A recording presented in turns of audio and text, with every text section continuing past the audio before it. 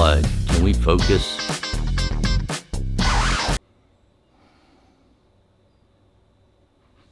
Hey, how you doing? I was just thinking about disco back in the late 70s. What a trip. It was pretty wild. Didn't last for very long, but it was pretty wild.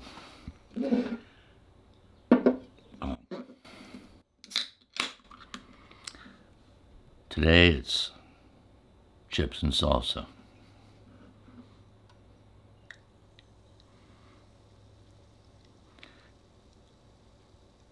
And of course, cold beer.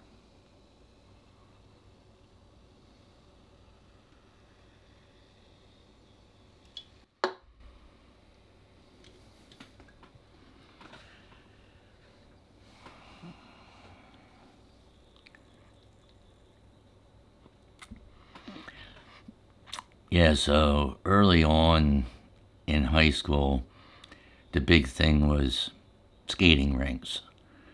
So even really early in high school, I was kind of lucky because there was a roller skating rink over at the mall that I could walk to. Made it real easy because at that point I didn't have a car, so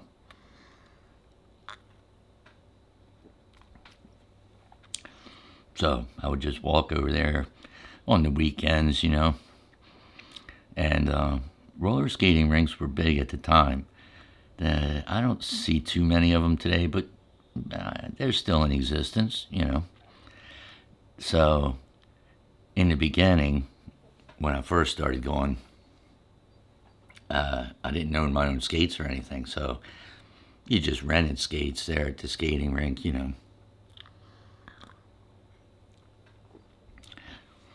But as time went on and I started working, then I got a pair of brown leather skates. And these are the skates with the four wheels. These aren't like the next generations were using the rollerblades.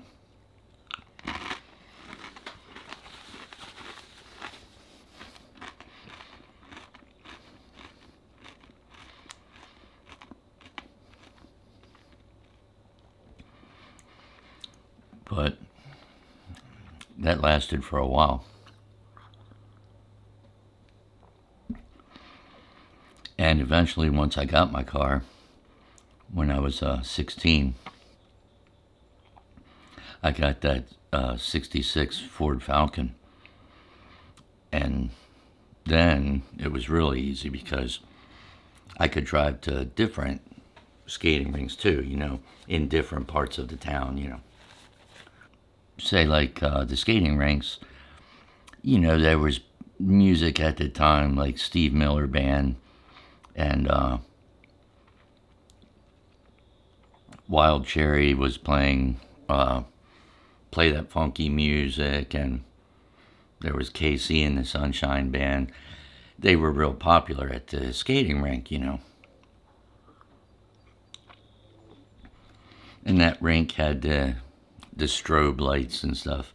Well, it had some colored lights too, but on certain songs they would put the strobe lights on and you would be skating around and it looked like slow motion because it was like freeze frame almost.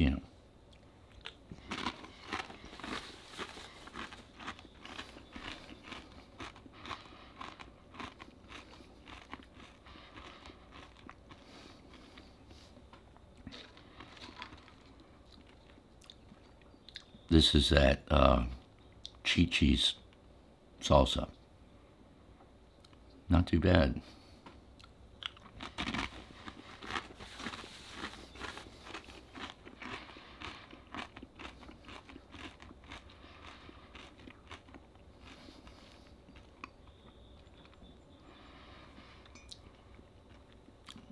So eventually then, around 1978 or so, John Travolta and them came out with Saturday Night Fever, the movie.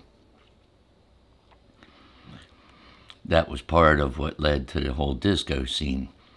And the soundtrack on that was the Bee Gees. Quite a few of their hits came off of that soundtrack. But that movie was big. It sort of hit pretty heavy with all the people in high school.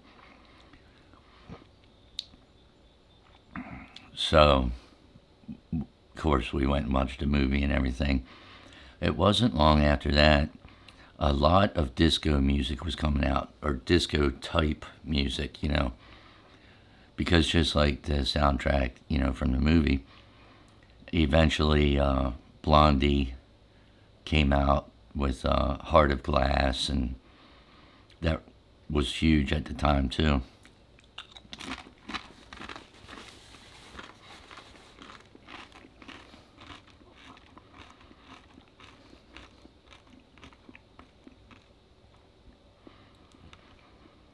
And by that point, disco was pretty big.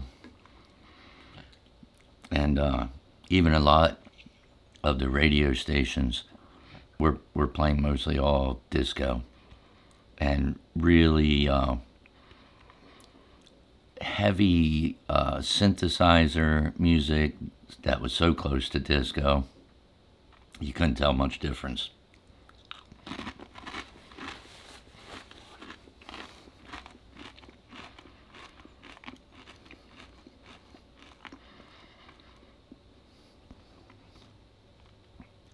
And of course, discotheques were popping up everywhere.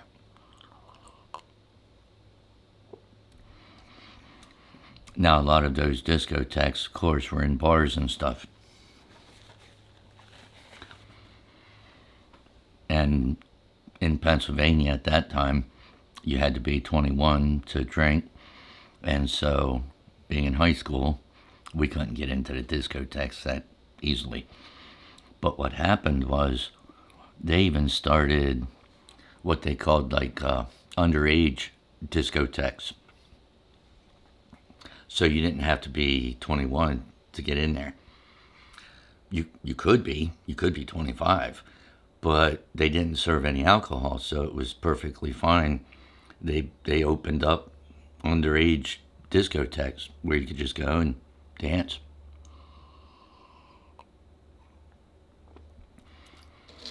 So, of course, that's what I did. Because by that point I had my car. And they weren't really everywhere, but there was one at least that was big that was pretty close to me. I could easily get to that.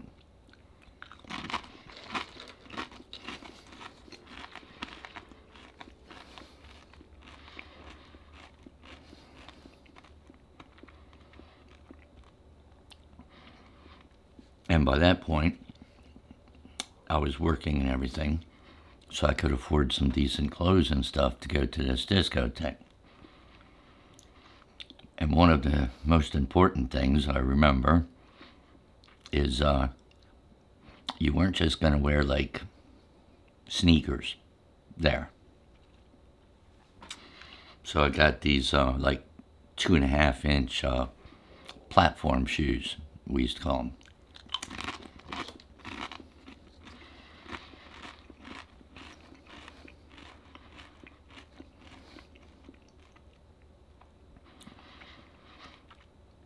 Same type of thing you would have seen in a movie, Saturday Night Fever, and even in the intro, in the trailer and stuff, you see Travolta walking around with those high shoes, and they were definitely what you needed to go to the discotheques, and then just a pair of black slacks. And I used to have like silk or silky material shirts, that were all funky colors and stuff with the real wide collars and stuff on them. And a couple of them had like pearl looking buttons and snaps and stuff on them. It was a little out of control at the time.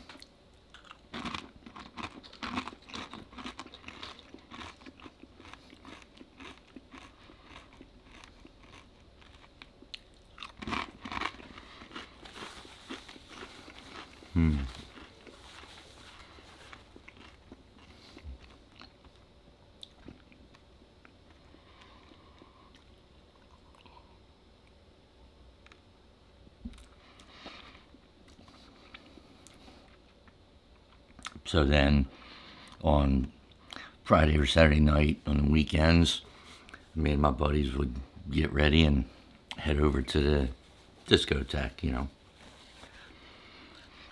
Disco was a form of dancing where you didn't, you could just freestyle dance.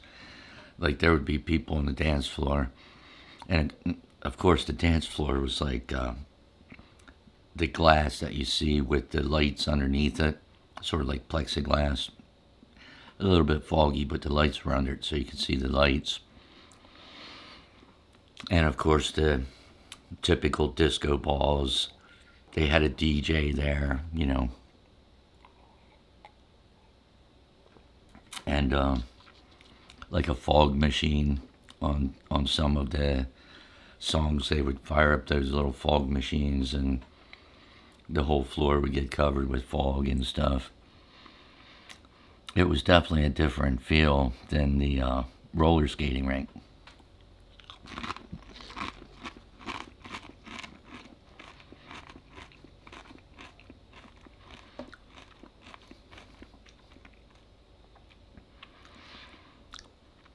And everybody was a lot more dressed up than you would see at a skating rink.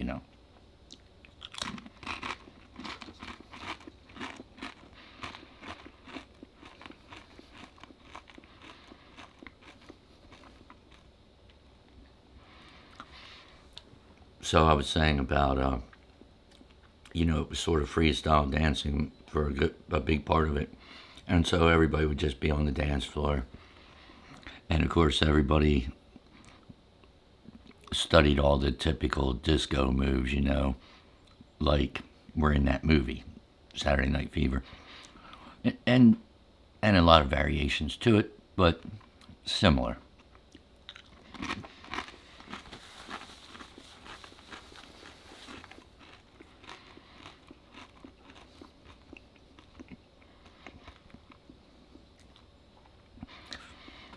But because it was sort of freestyle, you would just be out there dancing around, and sort of dance up toward other people and moving around. But I remember the first night when I was out there dancing, doing my own thing, sort of moving around with all the other people. And these three chicks that I didn't know came up and sort of surrounded me like a triangle and started dancing with me. And they were sort of into it, and I was into it. And of course, the goal was to meet people.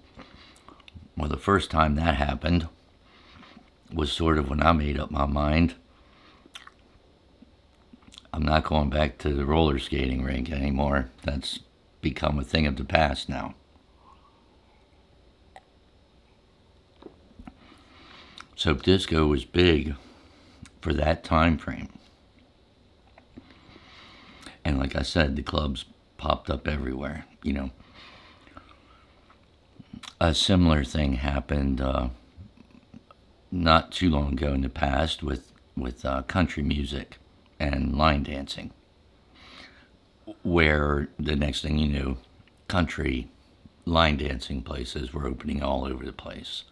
And of course, all the bars had country line dance nights and everything else.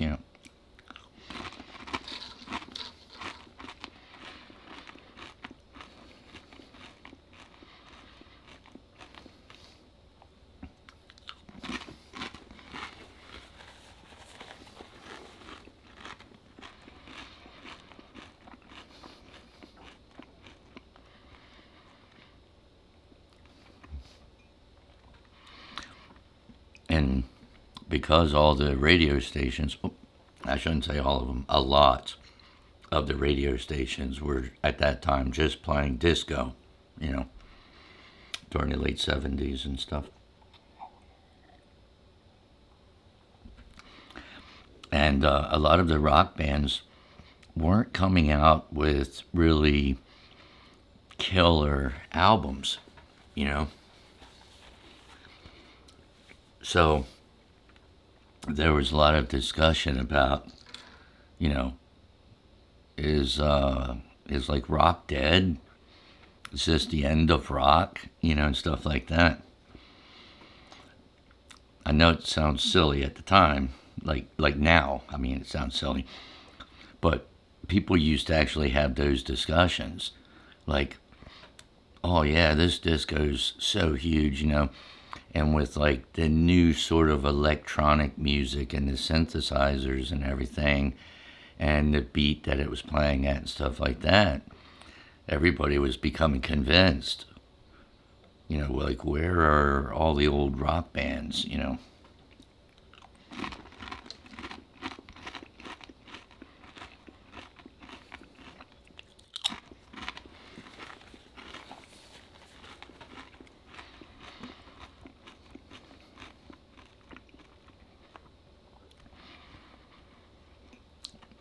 And those discussions went on for a year and a half.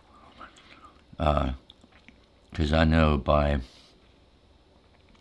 right after high school, by the time I went into the Navy,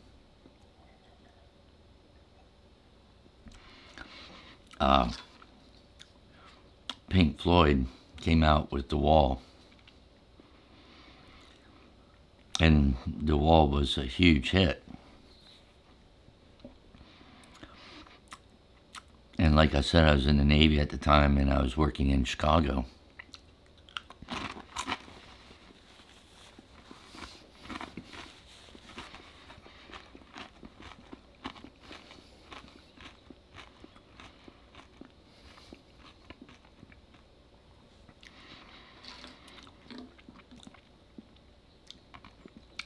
And I was waiting for one of my schools to start. So I was on temporary duty, so I was just doing general labor stuff. But I had bought a one of those Walkman radios. Actually, it was a radio on a cassette tape, and you could hook it on your belt, you know, and you had headphones. And I know when Pink Floyd released The Wall, I got that as soon as I could. And I was working and I was listening to the cassette tape of The Wall, and I was like hugely impressed with that. And I remember thinking to myself, okay, with this album, that's pretty much going to be the end of disco.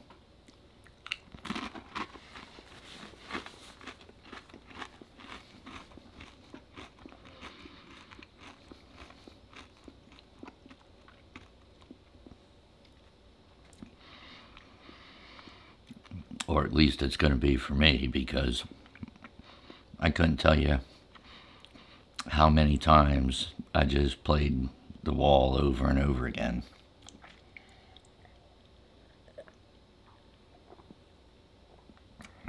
Really good album, in my opinion. And little by little, that, you know, that whole phase of disco, it seemed like it almost faded out as fast as it came on.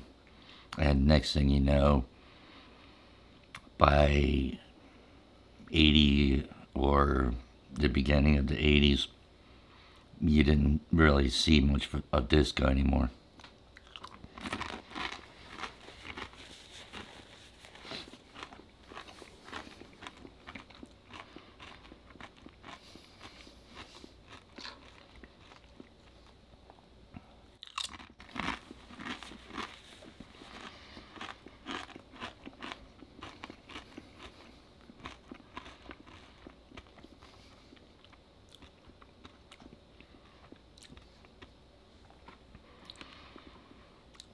And then I think it right around 1980 or in that time frame, one of my other old favorites, which was Billy Joel, came out with Glass Houses.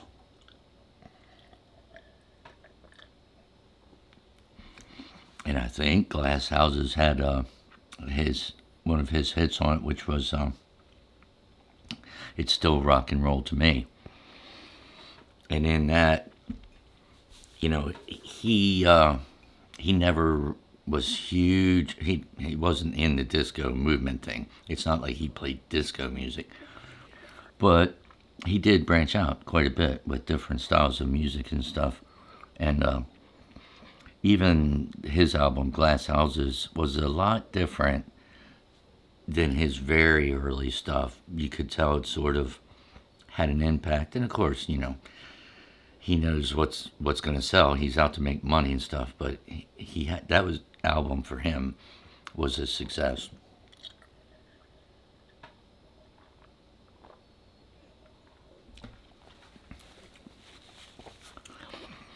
But you didn't really see discotheques anymore. Ah, I shouldn't say it. There was a few scattered ones maybe, but it wasn't so big, by 80 or 81 as it was like in the late 70s. You know what I mean? It didn't last very long. It was big for a while, but it didn't last very long. Almost like that beer. Well, that's the end of the beer. So, until the next time, take care of yourselves, and I'll see you later.